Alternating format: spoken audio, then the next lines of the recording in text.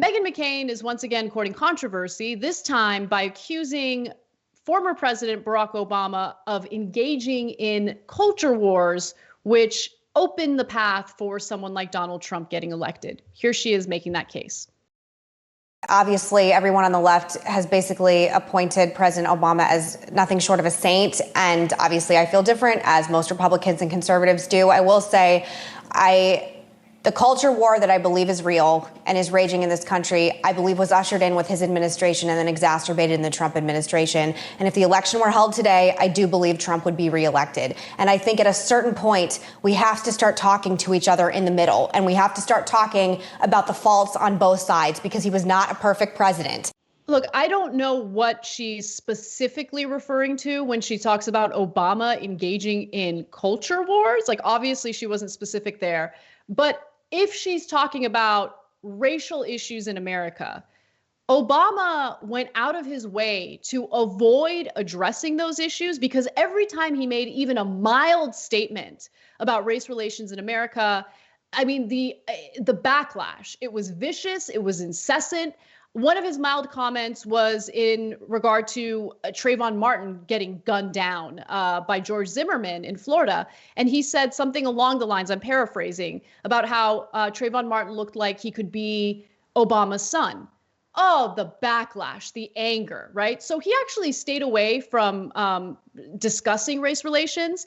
And I'm not the only one who thinks that. There were a lot of comments on social media in regard to what Meghan McCain said. One person says, was President Obama a perfect president? No, he wasn't. But I have no idea what Meghan McCain is saying when she said he brought in the culture war. The only thing cultural was that he was African American, and some people didn't like seeing a black man in a position of power, which I think is true. I mean, he was just black, and that led to all this ridiculous talk about how he's divisive when it comes to race, how he's dividing the country. He didn't do anything to divide the country based on race at all. It's just he's black. He's the first biracial president, and people seem to have an issue with that. So the comments are counterfactual and flat out stupid. But let me ironically start with a defense of part of what Meghan McCain said. So Obama had come out and given a commencement speech where he very, very, very lightly made a reference to Donald Trump, but he didn't say Donald Trump. It was clear who he was talking about, but said that, you know, that he was unprepared and obviously doesn't know what he's doing, but not even in those terms. It was so subtle that only like New York Times writers and professors and people on TV picked it up and got all giddy over it, right? And the rest of the view was giddy about it. They're like, oh my God, here comes the law professor. He's so smart and he's going to go get Trump and all that stuff. No, he's not. No, he's not. And so the part Meghan's right about is that they make him out to be something that he isn't. Every mention of Obama is like he's some sort of heavenly creature. Oh, he's so good. He's so great. Obama's the best. So do they say he's perfect? No.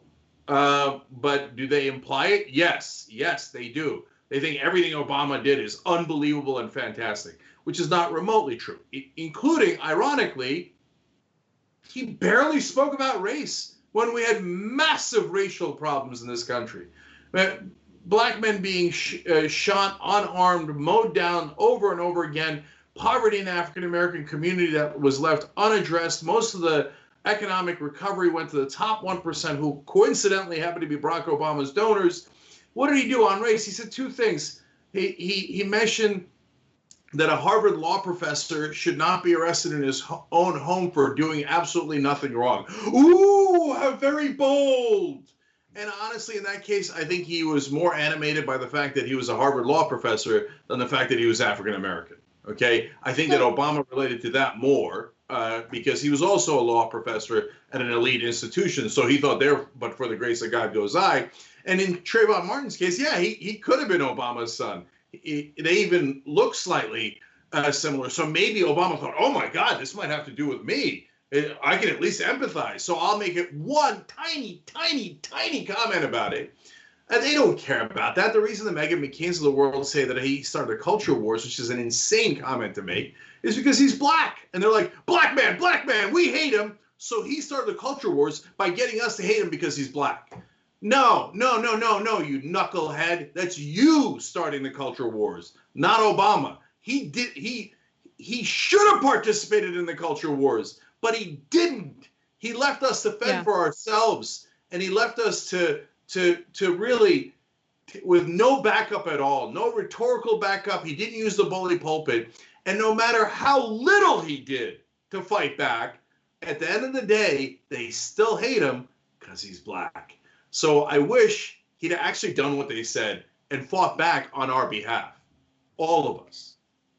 So, look, there is one person who certainly engages in the culture wars and is obsessed with the culture wars. And honestly, 90% of her commentary has to do with the culture wars. Maybe not race relations, but certainly the ideological divide in the country. Again, it's Meghan McCain. Here she is talking about the culture she's in and how she believes she's a victim. When I leave my apartment in New York City, from the second I leave, I am inundated in every conceivable way a person can be, culturally, in the news, just socially, when people yell things at me that aren't nice on the street. I am reminded that I am a conservative. It is not the same experience for a liberal living in New York City. You know what, Joy? I really come here every day open-minded, just trying to explain it. And it's not a fun job for me every day. I love Elizabeth Hasselbeck, and I'm proud to do it, but it's a challenge every day. But being a sacrificial Republican every day, I'm just trying to... Here's the thing. Don't feel bad for me. I hate to do this, okay? Don't feel bad for me. Don't feel bad for you. Yeah. The fact that she makes herself a victim because people are mean to her. She is wealthy because she was born into a wealthy family, doesn't have to worry about bills for a single day in her life, has this massive national platform that gets written about in the New York Times as the most important political talk show in the country. Please spare me your ridiculous crocodile tears. It's just insane. Oh my God, I'm like the victim because people in the spoiled community are always the ones criticized the most. I didn't choose to be spoiled. I just became spoiled because everybody just gives me everything, including TV shows nonstop. But you guys are picking on me. You're doing culture wars, okay?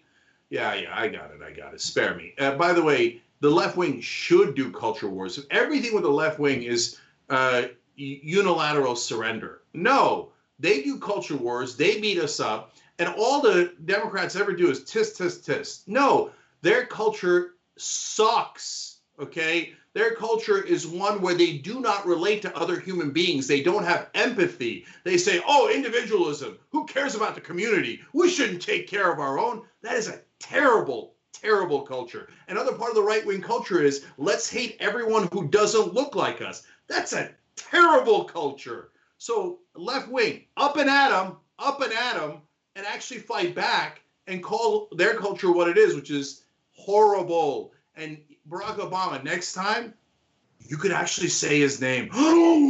I know, there's etiquette.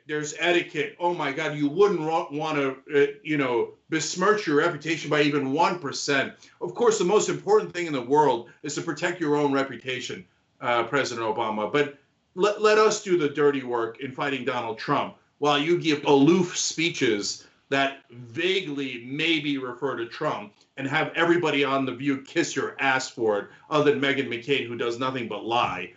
So there's no actual sentient human beings that are unbiased on television. Either Democratic leadership, Obama, Pelosi, Schumer, they're the best, I love them. Or insane right-wingers who can't say something truthful under penalty of law. Can you put real people on television or in the media? Of course not. No, just a bunch of unbelievable kiss asses. Thanks for watching The Young Turks. Really appreciate it. Another way to show support is through YouTube memberships. You'll get to interact with us more. There's live chat emojis, badges. You've got emojis of me, Anna, John, JR. So those are super fun. But you also get playback of our exclusive member-only shows and specials right after they air. So all of that, all you gotta do is click that join button right underneath the video. Thank you.